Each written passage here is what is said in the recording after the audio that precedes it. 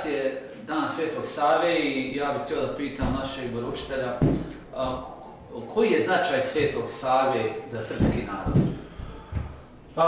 Mi često spominjemo Svetog Savu kao prosvetitelja, diplomatu, političara, organizatora, princa, svašta nešto, bogoslova. Sve je to bio Sveti Sava, ali Sveti Sava je pre svega bio kristonosac. Ja često volim da spomenem da se srpska kultura može, to nije moja misao, to je misao koja se uvek koristi, da se srpska kultura može sažeti u istoriju dva bekstva. U bekstvo Svetog Save u manastir i bekstvo Dositeja Obradovića iz manastira. Prvo je uspon srpske kulture, drugo je padanje srpske kulture.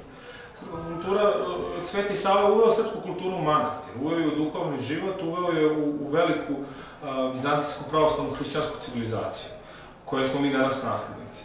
I da se napaja na izvorima vode žive, na izvorima svetih otaca, na izvorima pravoslavlja, da je izvor srpske kulture bude Isus Hristos.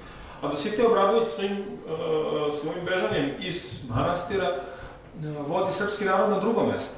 I danas je naša kultura u velikoj meri sekularizovana, u velikoj meri posvetovnjačena, jer nas je od Dositeja na ovamo, jer su nas od Dositeja na ovamo napajali na drugim izvorima, osim onih svetotočkih,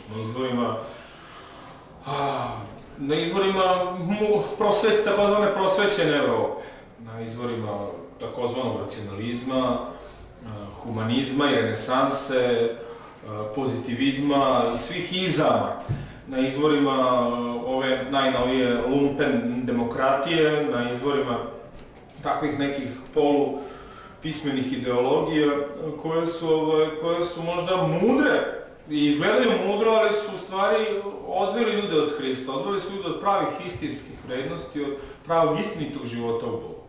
I odveli su ga od samog Boga. I znači mi se danas trudimo, evo, i ne samo na današnji dan, mi se trudimo da srpsku kulturu ponovo ucrkovimo, da je u manastir vratimo. Jer to je zavet Svetog Save.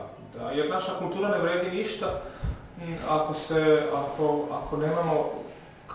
njen temelj nije Isus Hristos. Ako njen temelj nije onaj krajougao ni kamen, put, istina i život, Isus Hristos. Znači to mora biti temelj naše kulture. Sve ostalo, što kaže vladika Nikolaj, srpska kultura bez Hrista je kao prazna kuća sa velikim natpisom. Znači, to je neka prazna priča. I danas mi živimo u uslovima svetovnog života, u uslovima velike sekularizacije, ali naš put je da nađemo, naša misija je da nađemo nove izraze, da se obratimo, da sakupimo sva blaga naših predaka i da ih izrazimo u današnjim okolnostima i današnjem vremenu.